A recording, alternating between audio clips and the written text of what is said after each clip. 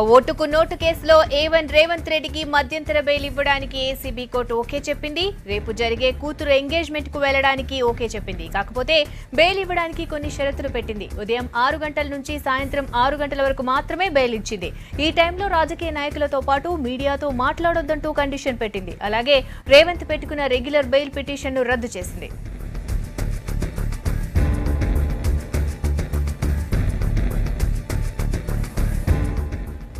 మరిన్ని డీటెయిల్స్ సంపత్ అడిగి తెలుసుకుందాం. సంపత్ చెప్పండి, ఏ కండిషన్స్ తో ఏసీబీ కోర్టు మధ్యంతర బెయిల్ ఇచ్చింది?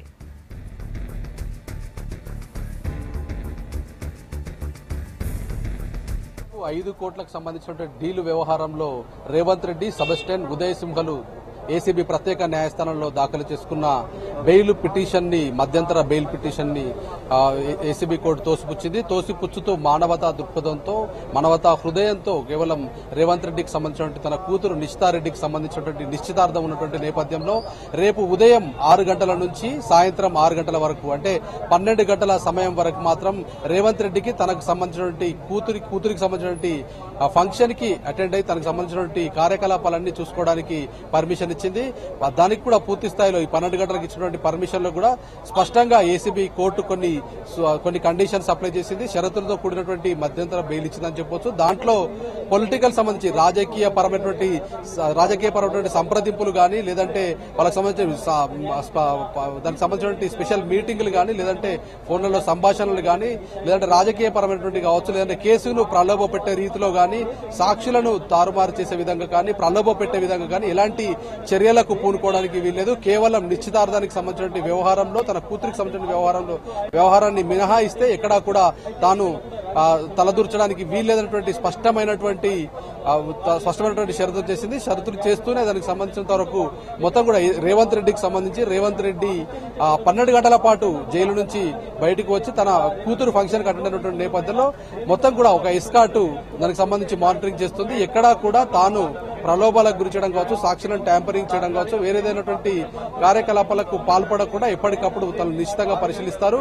కేవలం ఫ్యామిలీ అంటే హ్యుమానిటీ గ్రౌండ్ సంప్రదాయాలు అలాగే పూర్తి స్థాయిలో మానవతా దృక్పథం మాత్రమే ఈ ఇంటరిం బెయిల్ ఇస్తున్నట్టుగా ఏసీబీ ప్రత్యేక న్యాయస్థానం స్పష్టం చేసింది. 12 గంటల పాటు తను ఫంక్షన్ అటెండ్ కావడానికి ఎలాంటి అభ్యంతరం లేదంటూ ఉత్తర్వులు జారీ చేసింది. ఉత్తర్వులు జారీ చేస్తూనే చెర్లపల్లి జైలు నుంచి ప్రస్తుతం రిమాండ్ ఖైదీగా ఉంటాడు, అండర్ ట్రయల్ రిమాండ్ ఖైదీగా ఉన్నటువంటి రేవంత్ రెడ్డిని ఉదయం 5:30 గంటలకి చెర్లపల్లి జైలు నుంచి బయటికి వచ్చేలా చూడండి.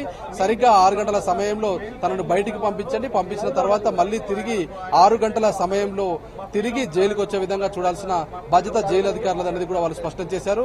ఏదేమైనప్పటికీ ఏసీబీ కోర్టులో తాము వాళ్ళు దాఖలు చేసినటువంటి ఇంటరిం బెయిల్ అంటే తాత్కాలిక బెయిల్ కు సంబంధించి ఏసీబీ ప్రత్యేక న్యాయస్థానం తోసిపుచ్చిందని చెప్పొచ్చు. ఈ నేపథ్యంలో దాదాపు మరోసారి ఒకవేళ రెగ్యులర్ బెయిల్ పిటిషన్ ను రేవంత్ రెడ్డి గానీ, లేదంటే ఇతర నిందితులకు సంబంధించి ఇతర తనతో పాటు ఉన్నటువంటి స్కామ్ లో వ్యవహారంలో ఉన్నటువంటి సెబాస్టియన్, ఉదయ్ సింహలు కావచ్చు, ముగ్గురికి సంబంధించి బెయిల్ పిటిషన్ దాఖలు చేసుకోవాలంటే ఉన్నత న్యాయస్థానానికి అయితే వెళ్లే అవకాశం ఉన్నట్టు తెలుస్తుంది న్యాయ నిపుణులను బట్టి.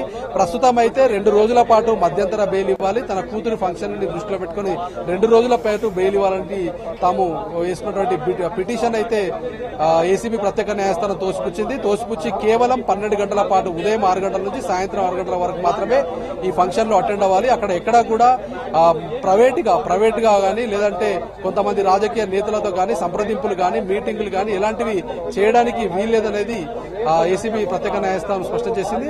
రేపు ఉదయం 5:30 గంటలకి చెర్లపల్లి జైలు నుంచి రేవంత్ రెడ్డిని బయటకు తీసుకొస్తారు. తర్వాత 6 గంటల నుంచి తిరిగి సాయంత్రం 6 గంటల వరకు ఎక్కడైతే ఫంక్షన్ జరుగుతుందో ఇన్కన్వెన్షన్ సెంటర్ లో రేవంత్ రెడ్డి మొత్తం కూడా ఫంక్షన్ సంబంధించిన కార్యకలాపాలు చూసుకోవడానికి పర్మిషన్ ఇచ్చింది. దాన్ని మినహాయించి ఎక్కడా కూడా రాజకీయ నాయకుల సంప్రదింపులు గానీ, ప్రైవేటు కార్యకలాపాలు గానీ, ప్రస్తుతం ఉన్నటువంటి ఓటుకు 5 కోట్ల వ్యవహారంలో కేసుకు సంబంధించిన దాంట్లో ఎక్కడా కూడా ప్రలోభాలకు గురి చేయడం గానీ, సాక్షులను తారుమారం చేయడం గానీ, బెదిరింపులకు పాల్పడడం గానీ, తన యొక్క ఇన్ఫ్లుయెన్స్ ను ప్రదర్శించడం గానీ చేయకూడదనేటువంటి ప్రత్యేకమైనటువంటి షరతులతో ఏసీబీ ప్రత్యేక న్యాయస్థానం 12 గంటల పాటు పర్మిషన్ ఇచ్చింది.